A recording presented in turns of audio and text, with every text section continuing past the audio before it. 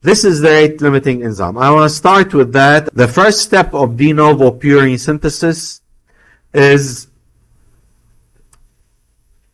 the rate limiting step.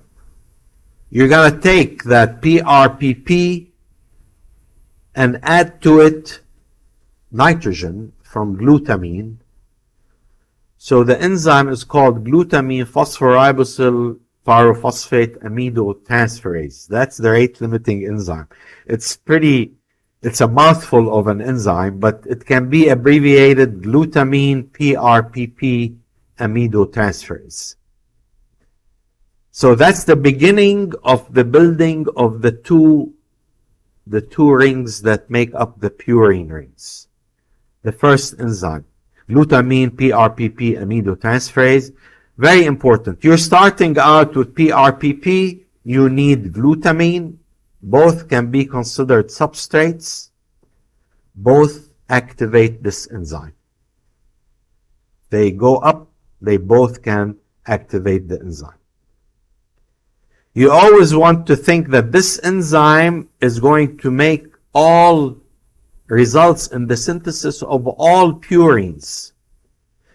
The first purine made will be IMP, inosine monophosphate, that I mentioned before. From it, you'll make GMP and AMP. Okay? Purine nucleotides can be degraded to ultimately produce uric acid. Along the way, the hypoxanthine, guanine, and adenine produced can be salvaged by an alternative pathway.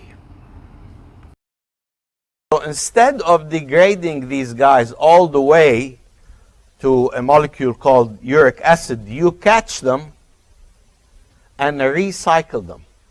So if you reattach this hypoxanthine to a phosphoribose from PRPP, that's PRPP, you get IMP. If you reattach guanine to phosphoribose, you get GMP.